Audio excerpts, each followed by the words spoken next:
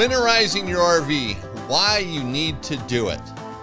This is Eric Stark with the Smart RVer podcast, delivering the smarts you need to enjoy the freedom of the RV lifestyle without the fear of breaking down. So today we're doing the show a little bit different. We're going to record it for YouTube, and we're going to do this from here on out. Each episode will be available on YouTube. So if you're listening, via podcast, whether it's iTunes or Spotify or another channel, it might sound a little bit different, but we're going to try to focus more on the audio of it than the video. So it's not going to be a big show and tell thing. Although if you want to go back and watch the video later on, it'll definitely be on YouTube as each episode gets published. So Alexis is with us this morning. How are you doing today, Alexis? Hello, I'm doing good today, Eric. Well, that's good. So here we are. We're ready to talk about the RV life, living the RV life.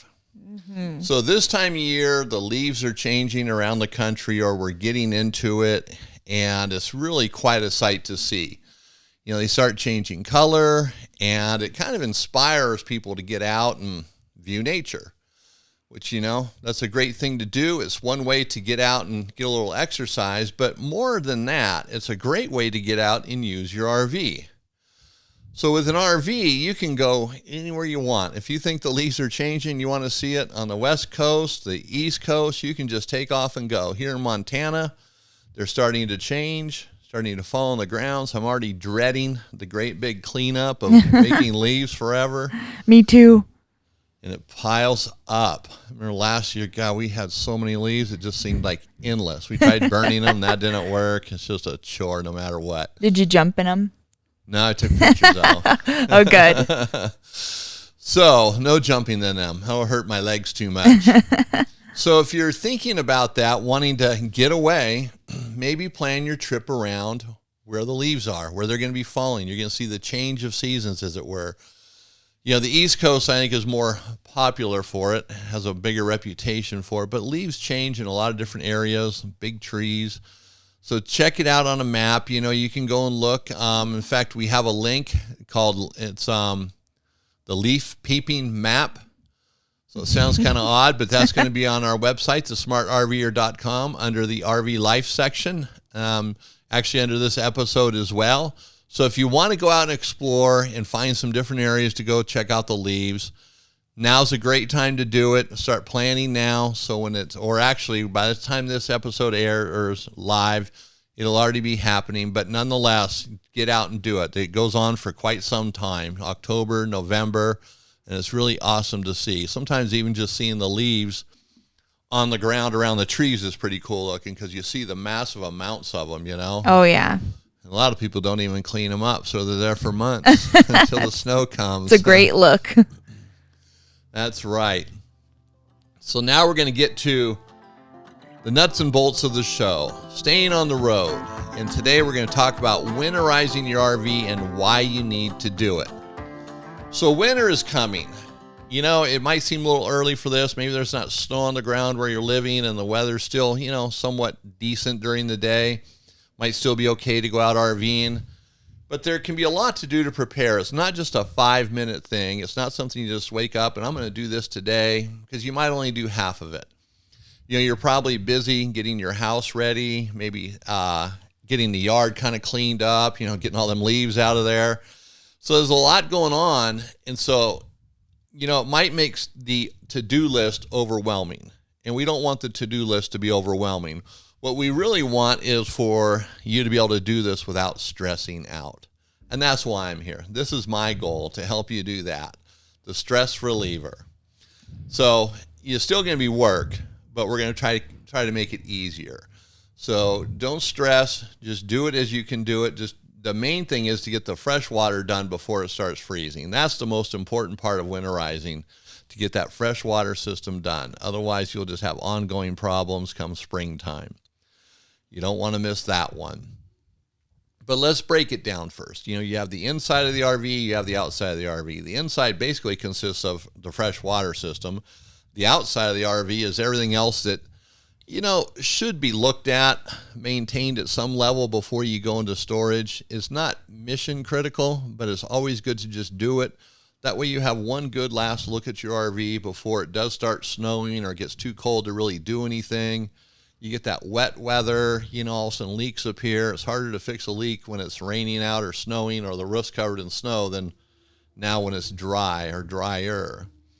So let's start with the tires. So if you have an RV, whether it's a motorhome or trailer, fifth wheel, travel trailer, doesn't matter, air up the tires, check them all. Whether they're in great shape or not, that's a different story, but just get them all aired up. And, motorhomes have their maximum capacity.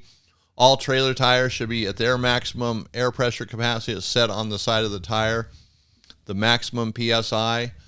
So you want to do that. Make sure they're aired up, because more than likely during the wintertime, you're not going to be doing that. You're not going to go out there with an air hose and compressor and air up your tires. And you might not be able to see if they're low or not anyways.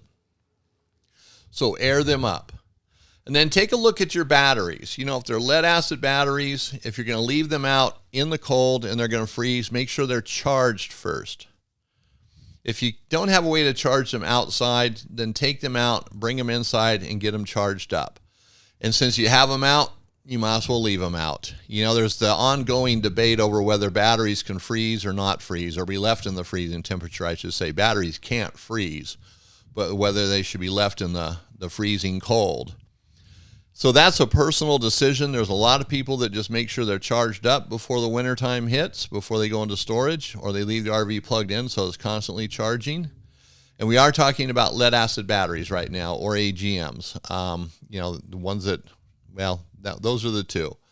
Mm-hmm. And lead acid would include golf cart batteries, because they're lead acid batteries. See, the problem, if you leave them not charged up, they will definitely freeze, and then come springtime, you might have to buy new batteries. Sometimes they can come back from that, sometimes they can't. A lot of people just err on the side of caution, take the batteries out. It takes 10, 15, 20 minutes maybe, depending on how your RV's wired. Maybe take a picture of it if the wiring is complex, or make a note of it, or mark the cables where they go. So it comes springtime, you're not guessing. You're not burning something up because you wired it wrong, which that happens when it comes to batteries. Sometimes they get wired wrong. Even the best of the best can make mistakes with that. So you want to avoid that. Now let's talk about lithium batteries for a moment, to charge or to remove, or to even heat them. Lithium batteries, they can freeze, but it's better if they don't. And you can use them while they're freezing. If it's freezing out, you can discharge a lithium battery, but you can't recharge it, usually in the 32 degrees and under range. Every battery has its own little specifications there, but let's just stick at 32 degrees because that's a freezing temperature. So you can discharge, but you can't recharge. So if you know you're not going to be using the RV and you have lithium batteries in it, just take them out for the winter time. Unless you have bags that go around the batteries to heat them. And that's the best way to heat a lithium battery, is the bag, not an internal heater like some brands might have and really sell that as a great way to heat. But the heat should be evenly dispersed around the battery, working its way in. So, most people are just going to take the lithiums out because it's such a huge investment. They don't want to take a chance of damaging them. And that makes sense. That's probably what I would do.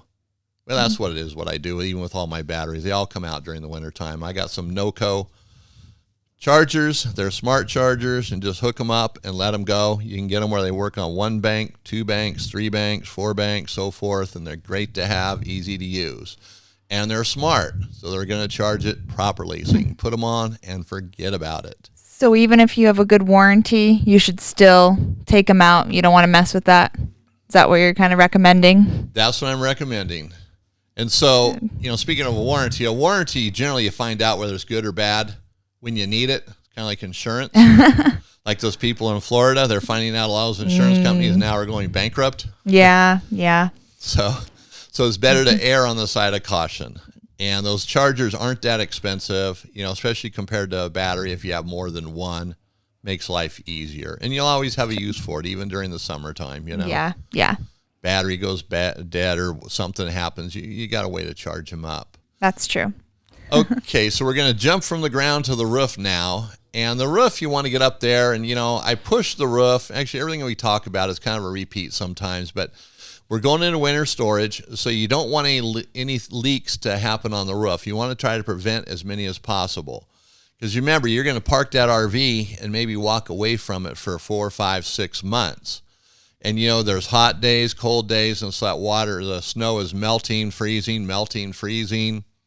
So the water can leak in and be causing damage that you're not even aware of until you go back in the springtime and like, holy smokes, what happened? There's water everywhere, or, the signs of water. Mm-hmm. So now is the time. It's warmer. It's a better time to get up there and check the roof for leaks. Make sure your all the seals around the vents and the seams are sealed, that there's no broken spots. If you have a rubber roof, get up there with some lap sealant, and don't go crazy with it. Just fix where it looks like there's a potential for a leak. Make sure your vent lids are good. If you have Max Air or Camco vent covers or another brand, peek in there, make sure the lids are not cracked or anything. If they are, just replace them. It's easier to do it now, like I said. Check the skylights too. Don't forget about the skylights and even the plumbing vents. Just get it all done while you're up there. Some of these things can be a disaster in the winter, or if the roof is covered with snow and they do break or crack. Even getting up there and cleaning the roof off during the winter time, because it happened to me. A skylight broke. Not the best time to have a skylight break when there's snow on the roof of your RV.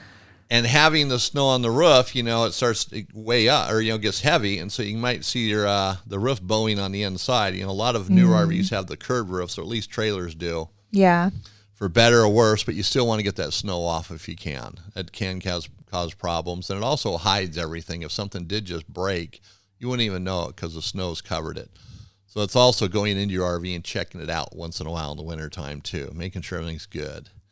So you're going to take care of everything on the roof, maintain it all, get it done. And so you want to just get outside and inspect the rest of the RV. I talked about this in episode 107. So you might want to go back and listen to it, because there's a lot of things on the outside of the RV that might need to be resealed. You got hatches, you got latches, doors, refrigerator access doors, you got lights, you have all sorts of stuff, the trim on the roof and the sides. So inspect all of that. Make sure there's no problems there, because if there are, that water will get in there, and don't underestimate what water can do. It doesn't take much. And once it starts getting in there, mold starts, the deterioration starts, it starts to rot away, and that's it. It will just keep on going. So you want to stop that. So now, if you want to cover your RV, that's a question that, we get asked a lot. I get asked a lot. It sounds good in theory, but is it good in theory? An RV cover will cover the RV, depending on where you're at, the kind of weather you have. Maybe it's great. If you have a lot of rain, then the cover might be the perfect thing, especially if your roof's a little spotty and you get a cover that has Tyvek on the top of it, or something that's waterproof. That will definitely help and protect the roof, and that obviously will protect the rest of the RV. But sometimes, the cover is going to get loaded down with snow, and that might cause it to tear because the weight starts piling up, and it might catch a corner on the air conditioner or something else, and it might tear it. Or you get up there to clean the roof, and you might tear it. You're getting a shovel, trying to be careful, and you tear it. Or you start pulling on it, trying to shake the snow off. And, if it's powder, it'll come off. But if it's frozen, that becomes a problem. So that's a personal decision. You have to kind of look at where you're at and really decide if the cover is going to be worth it or not. If your RV is in good shape, remember the winter time is wet, but it doesn't have the harsh UV rays like the sun time or summertime does. So covering it might not be that big of a deal in the wintertime, where as soon as it thaws out and spring comes, maybe you want to get the cover on it to protect it from the sun. That's probably causes the most damage. And during the wintertime, it's not nearly as harsh. So that's a personal decision. Now, we're going to get to the freshwater system. So this is the big one. This is the most important one. Well, besides the roof leaks. Are you going to use air or antifreeze? Are you going to blow it out? Are you going to buy one of these blowout plugs? It's in the package. Might be hard to see. So it screws into the city water hookup. You hook an air hose up to it and blows out your water system. Now, I'm not going to get into the details of how to do this. We're going to talk more of which one is better, which one should you do. On the website at thesmartrver.com, under this podcast, episode 109, there's going to be instructions there to do it either with air or RV antifreeze. So either one will be there, and it's pretty thorough. It covers it all. Now, there's some variations, too. With each RV, sometimes things are plumbed a little bit different. They're made differently. So the instructions might not match it 100%. So be realistic in your expectations. It's not going to walk you maybe 100% through your RV, but it's going to get you close, because that's the way instructions are sometimes, especially with an RV. Okay, so to use air or antifreeze. It's a tough question, because some technicians prefer air, some prefer antifreeze. We sell a lot of antifreeze, and we sell a lot of these blowout plugs. So it's a kind of a toss-up. Alexis, would you agree with that? Oh, yeah. We sell 50-50 of both. Yeah, people buy more antifreeze. Someone might come in and buy 3 or 4 or 5 gallons of antifreeze, but you're only going to buy one blowout plug. Yeah, exactly. So that's where it might seem like we do more antifreeze, but well, all in all, it's a sale, if you break it down to sales. Right. And then there's the people that do both. They blow it out with air, and then they run antifreeze through the system because they don't want to take any chances. They're overachievers. Overachievers. There you go. So it's definitely a trade-off, but here's the thing. If you do it yourself, you're going to save money. Even if it doesn't go as planned, and come springtime, you have to replace a water valve. Maybe the water valve in the toilet cracked, a faucet cracks. A water pump gets a little more expensive, but, that's right in there with a faucet, though, depending on what faucet, if one were to break. So sometimes, no matter what, you're going to be money ahead. And the other side to that is, if you do it yourself, you know more about your RV. Because what we get in the store sometimes is people, they don't even have a clue how to get to anything on the RV. Where's my water pump? And they literally don't know where the water pump is. They don't know where the back of the water heater is. It's on the back of the water heater.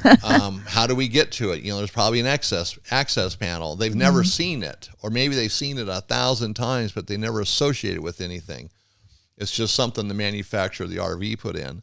So it helps familiarize yourself with the RV. And Alexis, do we not have a lot of do-it-yourselfers that come into our store? Oh, all the time. Yeah, definitely. Right.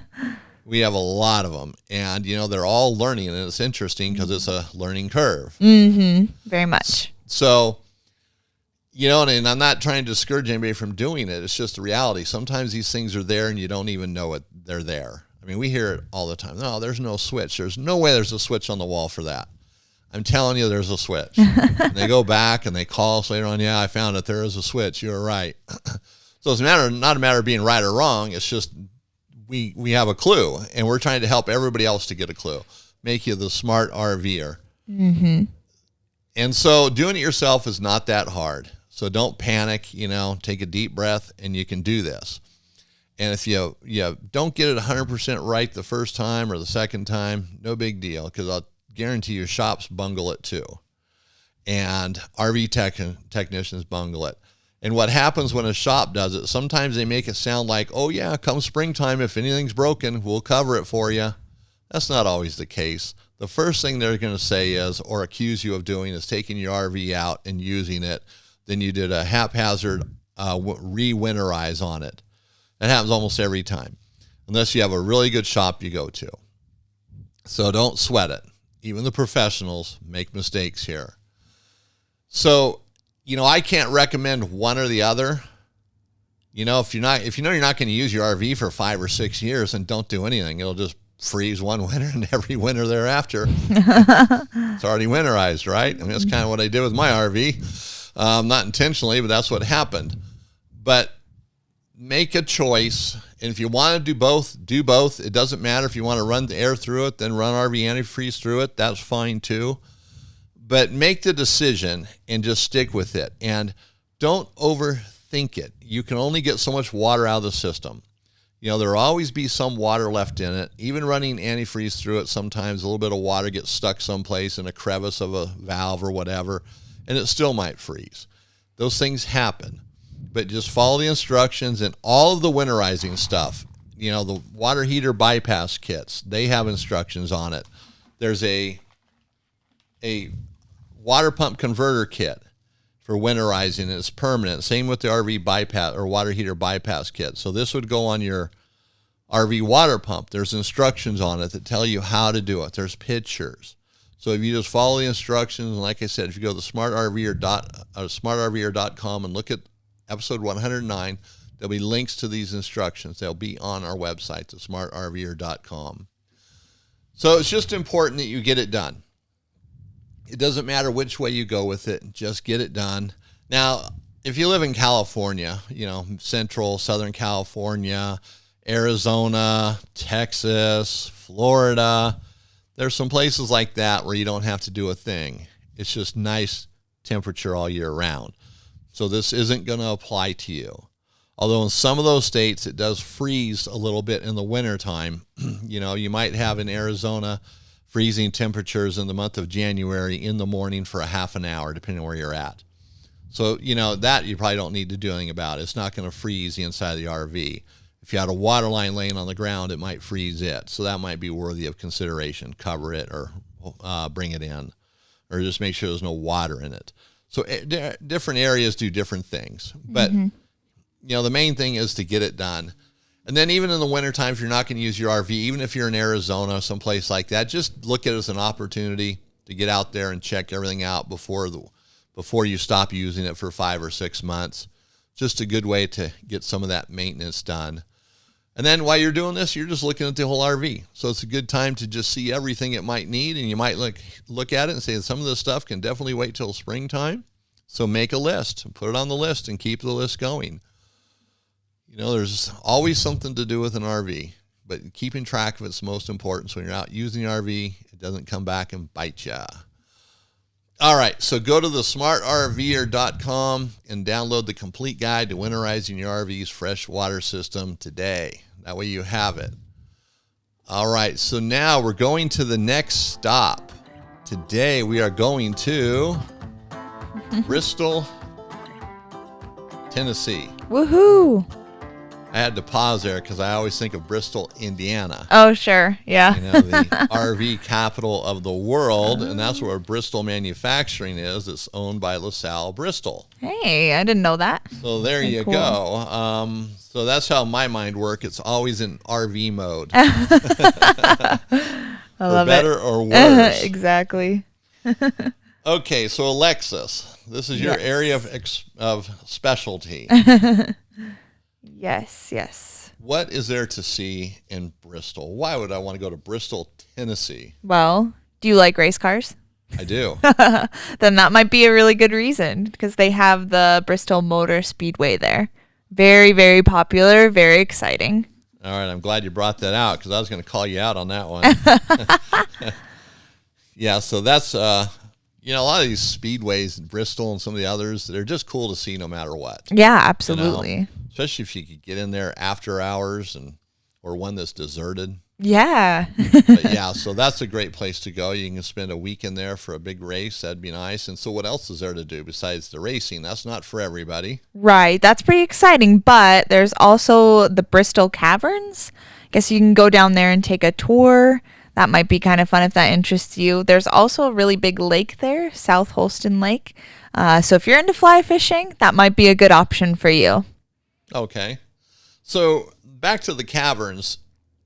Would this be similar to like Carlsbad Caverns? Do you know? It's in New Mexico. I think it's kind of similar to Lewis and Clark Caverns. Okay. If So there's a comparison. Yeah. Okay.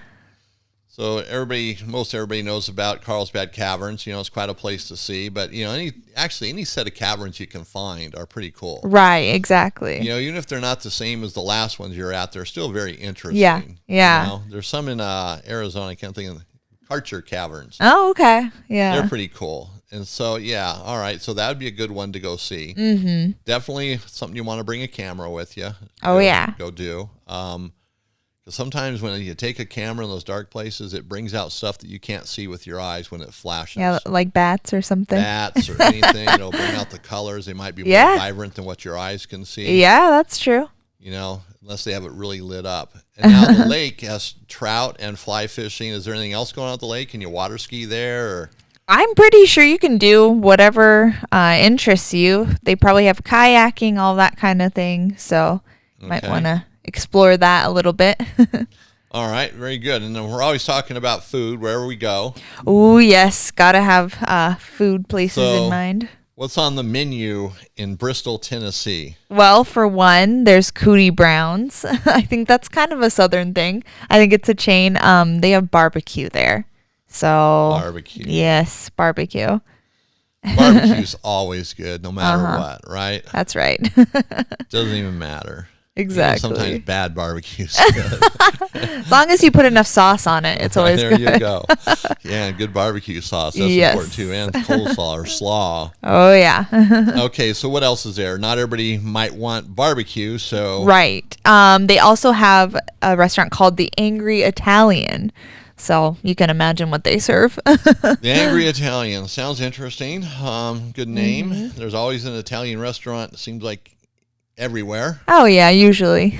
Mexican food, Italian food. But Italian food's always good. Mm-hmm. I agree. You know? Yeah. Yep. Sometimes not everything on the menu might be good, but they always have something that's good. There's something, yeah. All right, so now you've eaten at one of these places. What about dessert? You going to get dessert there at Cootie Brown's, or are you going to go someplace else? Actually, I would recommend Aubrey's because they're famous for their peanut butter pie. So if you're a peanut butter lover, you got to try it.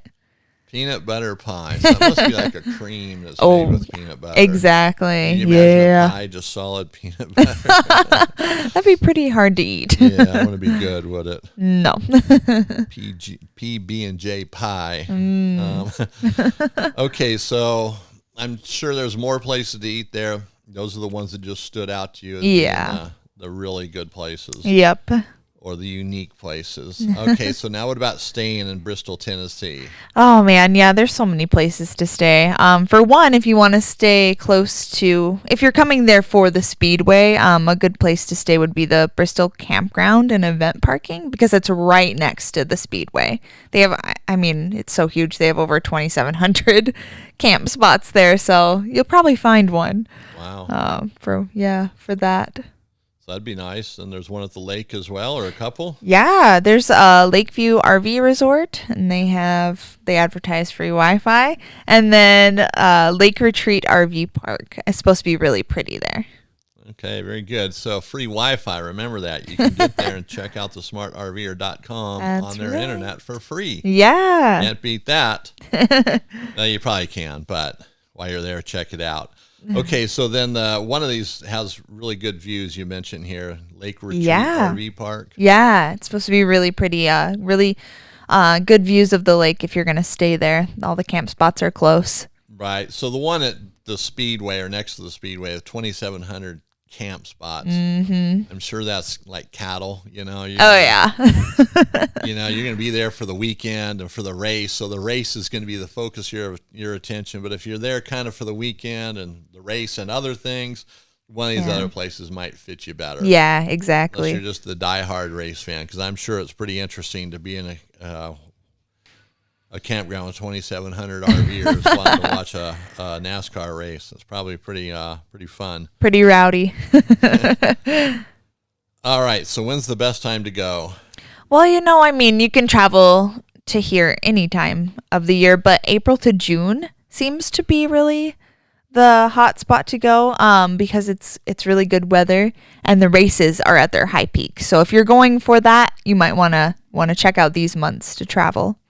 Okay, very good. So, we do these next stops, and they're not always totally timed with the seasons because, we're just throwing stuff out there, giving you guys things to think about. Yeah. Next April, if you're planning on going there, will come quickly. Yeah. Yep. We're in October, and so it's going to be there right away. And, like in our store and stuff, we try to plan stuff months in advance because time goes by so quick. Yes. And you guys have busy lives as well. and time flies. And so planning ahead. And so sometimes things might seem out of sync with the seasons, but we're just throwing stuff out there. That's right. Seeing what'll stick for you. You get on the map and look at, hey, that'd be a cool place to go. We're going to make our plans for April. Yeah, absolutely. And maybe you're not into racing or fishing, but there's other reasons to go there, just checking out different spots. Yeah. All right, so now we're going to talk about RV envy. Now, winterizing supplies, things to winterize your RV, probably is not going to make your neighbor too envious.